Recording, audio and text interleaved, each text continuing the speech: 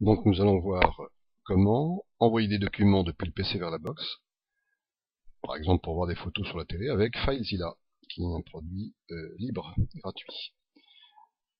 FileZilla s'appuie sur un protocole FTP qui est dialogue qui va se faire entre la box et le PC pour s'échanger des données.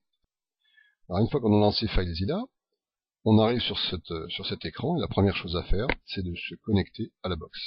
Comme ça a déjà été fait dans notre cas, il suffit de refaire la connexion par contrôleur ou par le menu serveur, puis reconnexion, l'un ou l'autre. Donc on arrive ensuite à ceci, c'est-à-dire c'est la même image, sauf que maintenant l'outil FileZilla montre ce qui est présent sur la box. Alors là, dans cette copie d'écran, ce qui apparaît, c'est ce qui est dans enregistrement. Enregistrement, c'est un des sous-répertoires du disque dur de la box. C'est celui qui sert à enregistrer les émissions de télévision. Donc maintenant qu'on est connecté, on voit sur la droite le contenu de la box.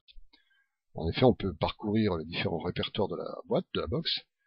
On a enregistrement, mais on a mis aussi musique, photo, téléchargement, vidéo. Ce qui va nous intéresser tout à l'heure dans l'exemple, ça va être plutôt photo. Alors on remarque que sur la droite, on avait vu donc le contenu de la box, mais sur la gauche, c'est le contenu du PC. Là, ici, actuellement, on voit c'est User Francis Desktop, c'est-à-dire en gros le bureau. Donc les documents qui sont sur mon bureau. Et donc à droite, la box. Alors là, cette fois, j'ai changé de sous-répertoire sur la box, je suis dans photo.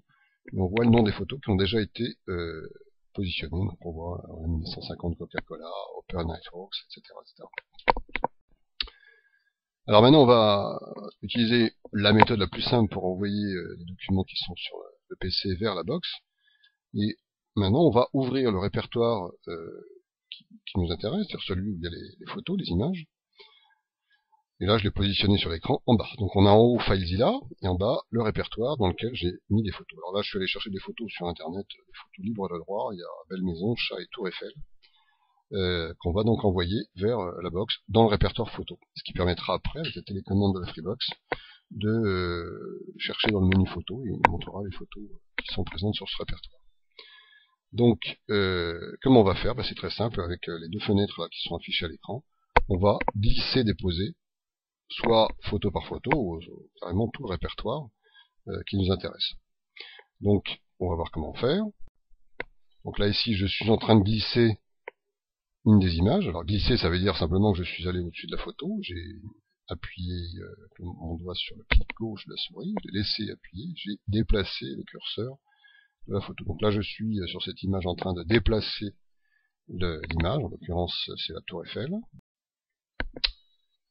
Et puis, je vais le mettre dans le répertoire photo. Alors là, j'ai pris un instantané au moment où on est en train de, enfin, où la Freebox et le PC sont en train de se parler, et ils sont en train de s'échanger cette photo. On aperçoit fugitivement le temps écoulé, le nombre d'octets échangés. Puis là, au moment où j'ai pris la photo, on est à 100%, donc il vient juste de finir.